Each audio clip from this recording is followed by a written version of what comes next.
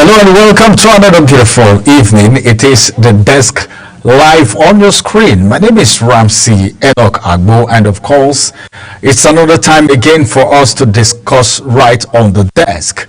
On the desk tonight, we'll be looking at something very important. Some people will tell you fuel is more like one of the products that affect every other sector. And why is it said so? Why do people say so? Because if the price of this commodity is favorable to Nigerians, it's going to affect so many other things. Take, for instance, transportation, moving of product and services from one location to the other. Then you talk about other things like the usage of generating plant, especially in a country like Nigeria, where our power supply is something that you have to beg, or maybe you need to belong to band A or band B or whatever band before you have it. That is, if you will even have it. Nigeria is one place where businesses run on either diesel or petroleum PMS. But today, we want to look at some of the matters arising, extraying the petroleum sector, the energy sector, the oil and gas sector today, and I will have someone join me on the program today as we talk about these issues because these are some of the things that have eaten deeply into the fabric of the society. And as a matter of fact, Dangote Petroleum Refinery has begun exporting premium motor spirit, selling approximately 1.35 billion liters of petrol to other countries worldwide in the past 50 days. But then, how satisfied are Nigerians with this product? How is the level of consumption in Nigeria as far as this product is concerned? But then, as a matter of fact, president of the Dangote Group, Alhaji Aliko Dangote, actually disclosed this at the ongoing Global Commodity Insight Conference on West African refined fuel markets that is being hosted by the Nigerian Midstream and, of course, Downstream Petroleum Regulatory Authority in partnership with the XNP Global Insight. And according to Dangote, between June and July 2025, the refinery exported up to 1 million tons of petrol, being approximately, like I said, 1.35 billion liters, which was converted. If it's converted today, Nigeria has actually become a net exporter of refined products. Before Dangote actually came on board, according to him, he said before he came on the podium, a lot of people, he asked his people, according to him, how many tons of PMS do they have actually exported? How many has been exported before Dangote Refinery actually came on board from June beginning to date? And they have exported about just 1 million tons of PMS within the last 50 days, according to Aliko Dangote himself. All right, we will look at these areas, matters arising. Can we be exporting? Because when Dangote Refinery came on board, Nigerians were excited. There was a sigh of relief that, well, things are about to get better. But then, I don't know how it's going. The price of the commodity in your location is different from the price at the other location. But all of this put together, we look at the role of the marketers, an energy consultant and an analyst will be joining us on the program via Zoom as we talk about these issues from the oil sector. Let's go to a quick break. After this break, we'll have Wisdom Anang join us on the program as we talk about these issues. Stay with us. We'll return after this break.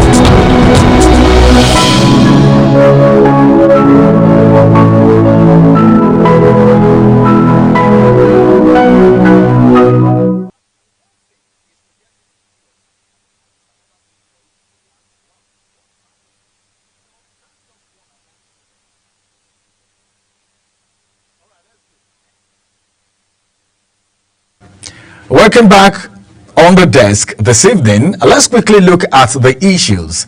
We are just trying to mirror the oil and gas sector today. That's what we are doing. And I have an expert joining me. He is a senior energy consultant and an analyst. He is so vast in what he do. Dr. Wisdom Enang is joining me on the program this wonderful evening. It's good to have you join us on the desk this evening, Doctor. It's a pleasure. Thank you very much. It's a pleasure. Let's get into the conversation. As a matter of fact, during my introduction, I was talking about the fact that Dangote Refinery has begun exporting the premium motor spirits, and of course, they are selling approximately 1.35 billion liters of petrol to other countries worldwide in the past 50 days. That's just like a month plus. Now, what do you think about this? Because some persons are saying, well, we don't have enough of this petrol in Nigeria, but why exporting? Do we have enough to go round? Why the export? What's your school of thought? All right, thank you very much. I think, within the rights of Dangote Refinery as a private business, I think they can do whatever they want to do. The only thing that we could probably say is binding them is whatever volumes that is being provided by virtue of the crude for naira deal must then be used for domestic consumption. But any other thing that he's doing in terms of sourcing crude like he does from the WTI variant that he sources and refines, he can sell as export. And there's something I want to maybe leverage your show to contextualize, and that is the fact that the refinery business is a very low profit margin business. And so one way to go around that is to increase its economies of scale. Another way to go, by virtue of size of the refinery, another way to go around that would be to make sure that you improve the bankability of the business. Bankability of the business by virtue of export opportunities and also domestic consumption opportunities. And anyone that wants to have a balanced portfolio between earning the naira and also having a dollar portfolio and operating that refinery of that size would also go on to put as one of the sales options the export. So I don't think it's out of place. It would have been out of place if the Dangote is now maybe leveraging on volumes from the crude for naira deal and exporting. That would have been out of place, but it's not out of place. First and foremost, he has done very well to try and make sure that we're self-sufficient. In fact, for the most part, the Dangote Refinery has argued that there was no need for any import licenses for marketers, and that he could very much provide, the PMS that is being refined by his refinery. Now, the other thing that we need to understand as well is most refineries and try to avoid the possibility of having a tank top situation where they refine and they are not able to push as much and as fast as they can into the domestic market, either because people are still importing, and then they reach that top level where they would have to take a shutdown because there is no more capacity for storage. So a lot of people that would design a business plan, including myself, would factor in an export opportunity so that if for any reason out of your control there is a tank top situation that is about to happen due to not having the right sort of penetration from a domestic standpoint, you can always evacuate the volumes through export. And I see absolutely nothing wrong with that. It's part of business continuity. It's also part of ensuring that you have a better bankability for your business model.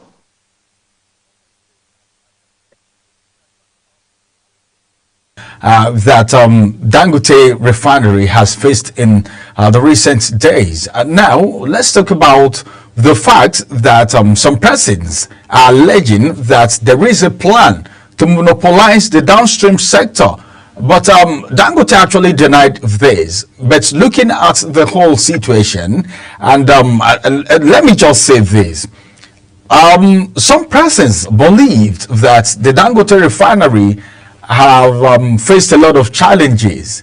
And right from the beginning, you know how these things have been playing out, the marketers, the federal government intervention as it has to do with pricing, and so many other things. But then, as a matter of fact, coming to talk about the fact, especially Dangote's export drive, was actually what brought about the allegation of planning to monopolize the downstream. But Dangote has denied this claim. What's your thought? Because you're an expert, a senior energy consultant for that matter. So these two actors, talking about the marketers and of course Dangote refinery, and this accusation, what's your thought? What are you saying about this? Okay, first and foremost, I think for me, exports, positioning yourself to take advantage of the export market does not in any way represent the fact that there's a possibility that one was planning to, monopolize the market, except they're talking about monopolizing the export market, but that would be very unrelated to the domestic situation in Nigeria. Actually, the best way to look at this is, let's ask ourselves, how much is the Dangote selling the refined products for Nigerian consumption versus how much is it selling for export? And then what you would typically find is that there is a better price for the PMS that we're consuming in country. So that actually shows that, you could have made this more of an opportunity cost, in trying to satisfy the Nigerian market. You could have made more money just selling as export. So that, to me, does suggest more of support for domestic consumption rather than suggest the monopoly standpoint, the monopolistic claim that people have said. Now, if we go on to just on a related development, if you look at the market and you see in recent times Dangote has vented out frustration on two parts. First is the fact that a lot of the volumes that are meant for domestic consumption and were sold at discounted prices were then rerouted and then sold to final consumers at very high prices. And that caused a bit of concern. And then the other was the logistics costs, which of course still frustrates the effort of trying to get reasonable prices to the final consumers. And in both of these situations, the Dangote refinery said, look, we are going to first and foremost look at halting the discounts that we do give because it doesn't get onto the final consumers.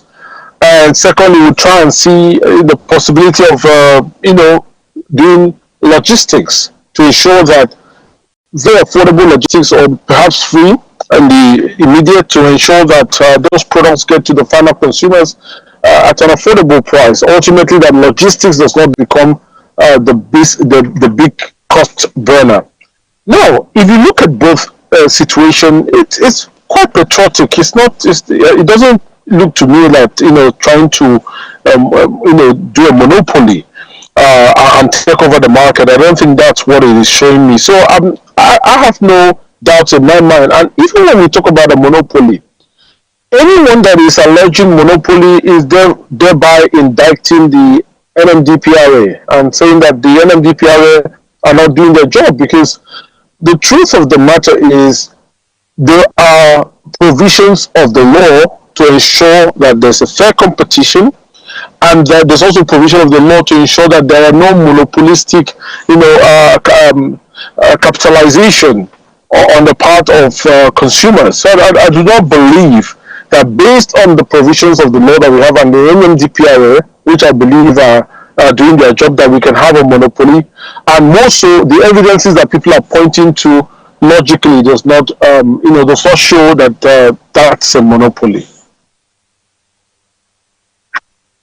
Doctor, Now, you said something very vital while you were speaking, and that borders on the fact that we have people who are supposed to regulate all of these processes.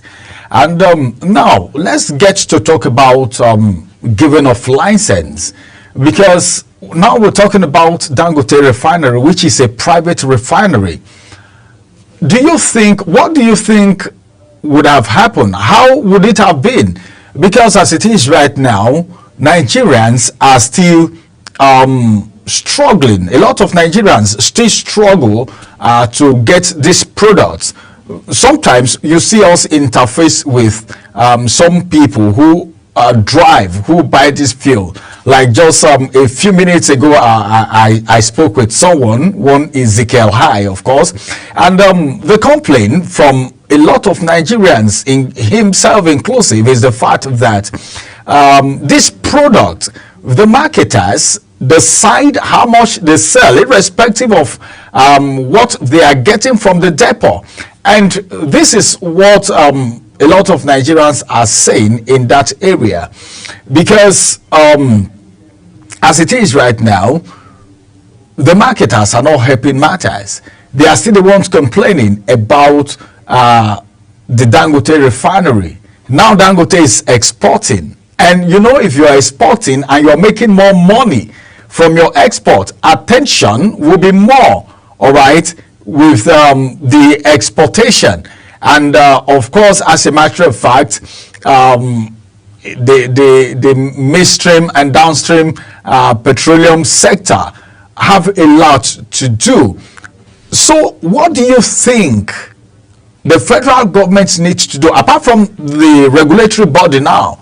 Because our refineries are still there, not working, even though we heard just a few days ago that work is on, and that's what Nigerians hear all the time. So as it is right now, what do you think can be done to make, number one, the product available to Nigerians, and then affordable? Because if it is available and not affordable, there is problem. If it is affordable and then not usable, is also still a problem because of adulteration. You know, there was even a time that the Dangote refinery was accused of adulteration and all of that. So what do you think around all these issues? All right. Thank you very much. I think one of the first things we need to look at is, first and foremost, we have a number of things that are available in terms of benefits. How do we even ensure that these benefits trickle down? So you hear the Dangote refinery talk about the fact that they have given certain provisions by way of discounts to certain marketers, and their products have been redirected in the wrong direction that wasn't intended in that way, and they have stopped. Now the question I think I'm going to pose rhetorically is, would we have a different outcome if there is some sort of sharing of knowledge, some sort of lessons learned interaction between the Dangote, for example, who are on the field, and the regulators who are meant to ensure that some of those efforts given by producers are not in any way abused? I think that's really where it's going to help. Because again, the harder thing is usually finding a producer who is ready to bend, to assist, more to say, assist to make prices look better for the consumers. You typically don't have that. And then when you have that and it is being frustrated on two parts, it's wrong because it would not create an incentive for that producer to do more. And two, it's wrong because it doesn't also create a good example and incentive for other producers that may be thinking of doing more. So let's even start really by ensuring that what are the sort of benefits that we could have had in the value chain, and how do we optimize that entire value chain to ensure that the benefits are not frustrated, or those benefits are not short-circuited into people's pockets. That's the first thing. And then when we go beyond that point, I think the next thing that we ought to be thinking about is to ensure that we can support more, refineries to come on board, because ultimately we have one refinery in place, and you're right to say that people are scared that the attention may turn to exports. But for me, I think I like to say that it's, at the end of the day, it's a business investment, and we need to prove that there is a sustainable market that is highly bankable and reliable for the Dangote to feel the need to continue to serve that market. It's a business, it's not a charity. So that is the job of the regulators, not just for the Dangote, but for any, any, sort of businessman or entrepreneur that wants to come into that sector, or any sector for that matter. So they need to do something about ensuring that it is competitive. The other thing is this, right? When we talk about the government-owned refineries, it's very important that the auxiliary-led administration are looking at all the options, including reviewing all the expenses, because we have to balance both things, right? Both side of the considerations. Yes, we want to own as a nation a refinery, but it has to be a refinery that is reliable, that is functional, that is it makes sense from an economic standpoint. And so we have to balance that.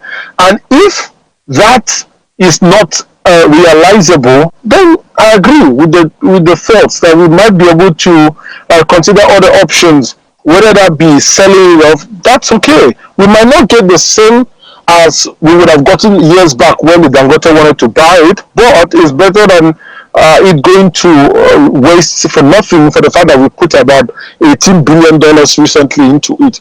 And the only thing is this, one thing on my mind, we may have lost the capital value for those refineries, but I'm thinking, if I were saddled with that responsibility, how can we get some utility value from the refinery? By way of, if you're going to concession it, if you're going to bid it out, or you're going to sell it out to somebody, how do we ensure that those guys do not just buy that refinery and keep as a collateral to go on and get loans and then feed off the loans? How do we ensure that those refineries, when bought, that there is a commitment that people would turn around that refinery and start producing immediately, and that they have the right plans and resources to do so, so that we do not just sell it off and then it gets abandoned and then there is no utility value? I think that's the critical part that we should be thinking about right now. Thank you so much, Doctor. Now, you said something very valid. All eyes on the oil and gas sector as far as Nigeria is concerned, and the rest of the story. People attention was in that area, both from the cream of the society, the people in government and everyone, but now the way it's going, what do you think we need to do? Because you just said something very vital, because the way a lot of Nigerians are thinking right now is, well, if the government can't do these things, why not private individuals? Why not do it? Talk about NNPCL, for instance. All right, imagine what is happening. Just a few days ago, we heard about accusation of money, so many things. I don't want to go into so much details about that right now. But then, the reason why I'm talking about attention, all attention and all eyes being on the oil and gas sector, is the fact that there are people in this country that have licenses, all right, to build refineries. These licenses are with them. I don't know what they are doing with it. I don't know how they got those licenses in the first place. I'm actually saying this because of what you said about maybe private individual just using it for collateral and all of that, and not meeting up with what Nigerians are saying. People who have licenses that are not doing anything with it. What do you think should happen? Because if everyone who own the license to own a refinery is doing something, or we have something on ground, Nigerians will be relaxed a little bit, just like the president will always say there would be light at the end of the tunnel. Nigerians will be reasoning that, well, probably these refineries will be completed someday if that of Port Harcourt, Warri and Kaduna is no longer working. But the reverse is the case. We're not even seeing anything on ground apart from the Dangote refinery. So what do you think about this situation? Licenses in the hands of people, and we are not seeing anything on ground. It's not something of yesterday, it's not something of today, something that has been. All right, thank you very much. I think you've asked a question that resonates with a lot of experts, and this is the way I'm going to take it. Now, before now, in fairness, there were a lot of conflicting objectives when it comes to the downstream sector. And in fairness to those people in the past, they may have been very confused. And I'll give you context. You have people that had refinery licenses. At the same time, in previous administrations, there wasn't a lot of allocation towards the domestic. There wasn't a lot of intentional allocation towards the domestic refining sector. And so we had a lot of crude swap deals that just meant it was just easy. You take crude from the ground and then you go into an agreement, and you swap it for an equivalent in value of refined product. What that meant is, once you put that as an option, it's more like a short circuit, because you're allowing the entire process to flow through a path of least resistance. So you've short-circuited the system. Everyone that owned the license just owned it for formality. It was just easier to be an agent of crude swap. Get someone with refined products, load some crude, and then exchange it and make your money. It was quite easier. It's more like what we call economic rent seeking. Now, post the PIA, after the PIA, we had a lot of intentional look at the downstream sector. And so the president, in his wisdom, decided, yes, we need to do away with the entire crude swap deal completely, so that we will be able to have, a concentration of refining to get the products that we actually need to be able to power our ecosystem. We will not have to just do the lazy man job of swapping. And that really was a big game changer. In this same administration, we've also had in the upstream sector the drill or drop provisions, which simply says, look, you cannot get, so first and foremost, what they did was the government reduced the signature bonuses that used to be paid for those oil blocks, and then said, pay a fraction of that, but use that money to develop your field. And you have a certain timeline to develop that field, or you lose the field.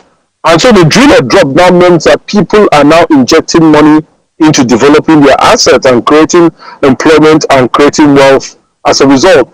So what am I saying in essence is, I'm confident that this government is going to extend that to those refineries, because the misnomer that needs to be corrected is getting licenses, getting them using them as collateral to get loans, and then just live off the loans. You tell you want to develop a field or develop an asset, and you never do, and then you live out your entire lifetime not repaying those loans.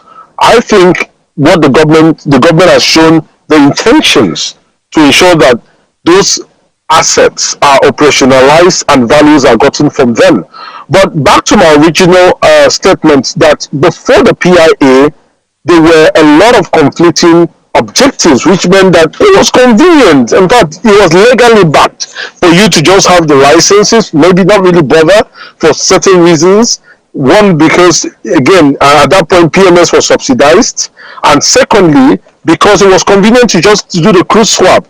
But now that those factors, the point I'm trying to make, now that those factors are off the table, we do not have conflicting objectives where there's a crude swap that is tempting.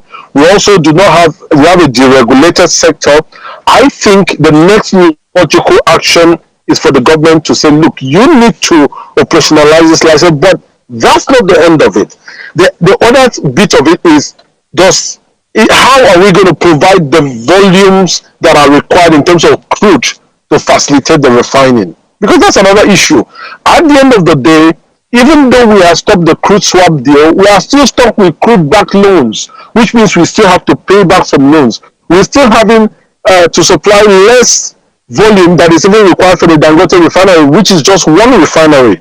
So we still have issues, and that issue is going to be solved in two parts. The government are going to solve theirs by, engendering the production of more reserves so that we can meet our OPEC quota and even have more for refiners, and the people that have gotten these licenses being made to operationalize their license. So that challenge is going to be on a two-part solution process. At the area of expatriates who do explorations in Nigeria, like we have a few of them, and so many still springing up. Now, let's look at some of the issues right now, because all of these things that we're saying is boiling down to the economy of the nation. If the economy is, if the oil and gas sector is doing well, it will add to the economy, But the way it is right now, so many things going on that a lot of people don't know. Do you think if these refineries are being handed over to expatriates, or take for instance, these licenses that we are talking about is being given to expatriates, maybe foreigners, do you think that would have been better? Because all the time we've heard, well, our leaders travel toward investors and all of that. Investors are coming in on a daily basis. Some we know, some we don't know. Now, do you think these operations will be better in the hand of expatriates? All right, so for me, it's not about whether it's managed by internal people or external people, because over time, without a doubt, you have seen, local content grow. Before, 2009, it was about 5%, and now it has grown to about 47%, at least above 47%.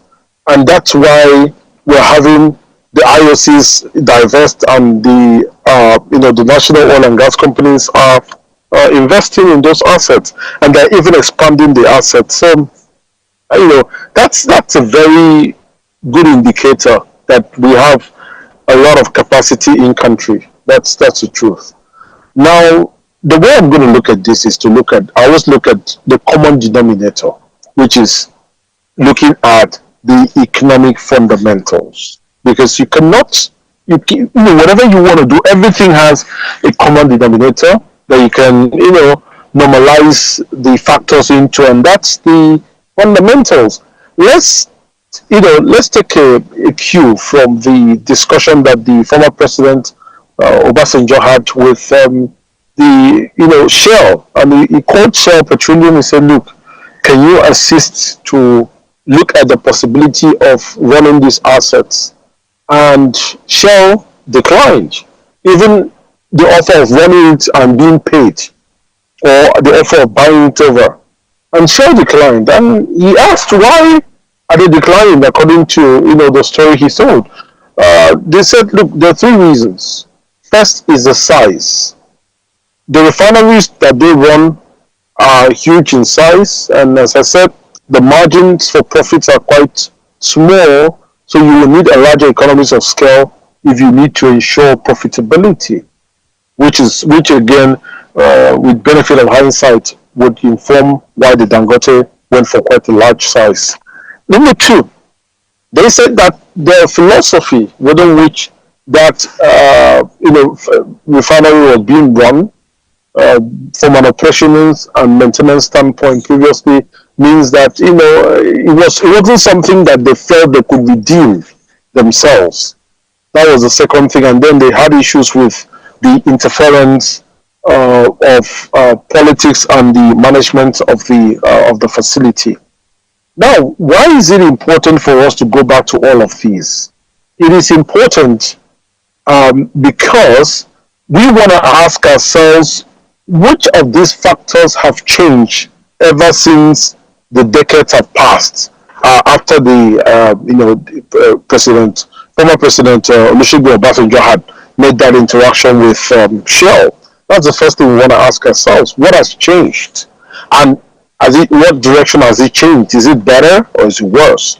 The second thing we want to ask ourselves is which of those factors will really change if you brought experts in, and how would that change affect the functionality of the asset itself? So, when you subject it, you find out that it's just changing the fundamental issues. Not, it has nothing to do with whether it's expert or non-expert.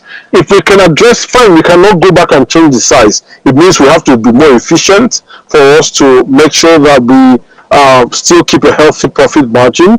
The downtimes are not going to be helpful because those downtime cost money, and at the same time you won't be able to make money. If you're looking at the operations philosophy, it means that look, we need to start, for example, the upgrade that is being done. We need to start, maybe go away from the hurry of trying to please the public, shut that facility down for a long time, do a very proper analysis of what system upgrades are required and what interface requirements are needed, and then go ahead and sort of run the repair. Because right now it looks like that repair is being put side by side with the need to meet up with public expectations. So that's another recommendation of how to do it. And then the other thing is make sure that technical decisions drive the entire refinery operations, and not just having pressure from the political side of things. Outsource it to somebody who manages that business as a separate business and has every attention to that business and doesn't take directive from anything, anyone in political sphere of life. And then I think we can have a chance to correct it. That can be run by private hands in Nigeria, and that also can be run by foreign hands. But I do not believe that foreign hands have the magic wand if they do not address the fundamental issue. The key thing is addressing the fundamental issues which I've just outlined.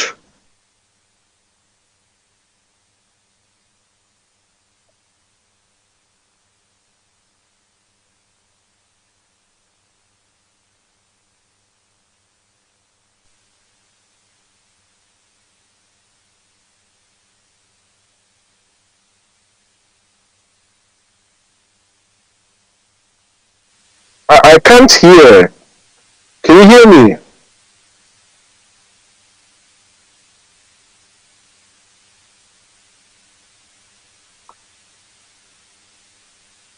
Hello?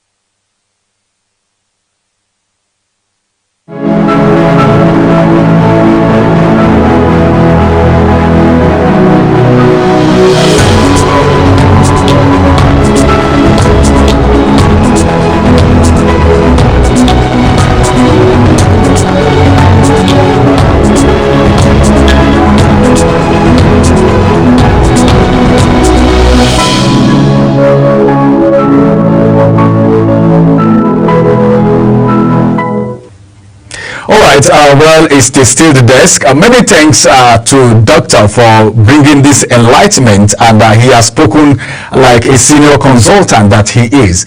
Thank you so much for joining us on the program, Doctor. Thank you very much.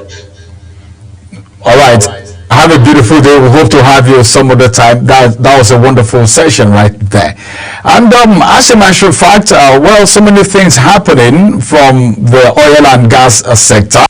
But then, should we shift the blame to one single person who has tried in his own capacity to bring, maybe, should I say, succor to an extent? But then some persons are saying, some Nigerians are saying, why do we have Dangote refinery and we are still buying fuel at the rate of 900 to 1,000 naira? News just filtered in a few minutes ago that the price, just in 1 week, the price of the PMS, petroleum and motor spirit, has been reduced by 5 naira just now. It has been reduced just as the program was on. The story filtered into the media space that there is a reduction by 5 naira as it is right now. So, in case you want to get the product, NNPC, the Nigerian National Petroleum Company Limited, has actually reduced its price, and of course the premium motor spirit price for the second time that they are reducing it now in just 1 week. Some people may say, I remember when Dangote did a reduction in price, some person said just 7 naira is something, because this is something that is not even compatible with some marketers when this reduction happens, because the higher the price, the money for them, because they will take profit. But then the information filtering in, the correspondent of a media house and of course our own business correspondent also just fired it in that, as a matter of fact, it's been observed today that the state-owned oil firm, that is NNPCL, has adjusted its petrol price to 890 per liter from 895 that it was previously. And some persons are saying, well, talking about the fact that there is reduction, but if we get to the filling station, is this reduction going to reflect? These are questions that sometimes we don't have answers to, and that boils down to the regulatory authorities. What are they doing? Who is monitoring the pump price? Do we have a unity pump price? Is it universal? Is it one across board? Every filling station is selling different prices, probably because they get from different depots. I don't know. Some are exporting from what we have. Some are exporting right now, and some are also importing. But then, having Dangote refinery here and our own NNPCL, I think the marketers, the people who sell, because when you talk about price regulation, let me bring this to the fore. If you want to talk about price regulation, the retailer and the consumer, all right, the final consumer now and the retailer are the ones who are at the middle, all right, because as it is right now, I know the price, the way it's going to be sold, because there are some filling stations that were actually being mentioned here. All right, retail outlets along Kubwa Expressway, Gwarimpa, Wuse Zone 4, and others in Abuja have adjusted their pump to the new prices. But then, what about other states? Is these things happening across board, especially people who have to transport all the way, maybe from Lagos, for instance, all the way to the north? You know, the cost of moving this product is another thing. I'm so glad when the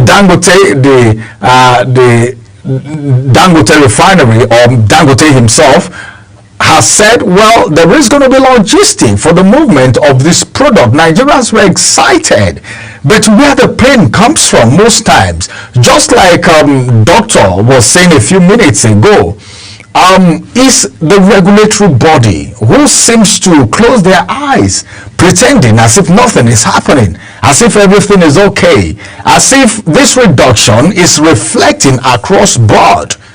But if you look at it critically, you will discover that maybe two filling stations, I don't want to call the name of the filling station, but during the serious fuel scarcity, there was a long queue in one filling station while other filling stations are looking for customers, and investigations were made. And we do investigation and researches all the time, and we gathered that those filling stations were owned, or maybe the person who owns it gets direct product from Dangote refineries, and they are selling at the official rates.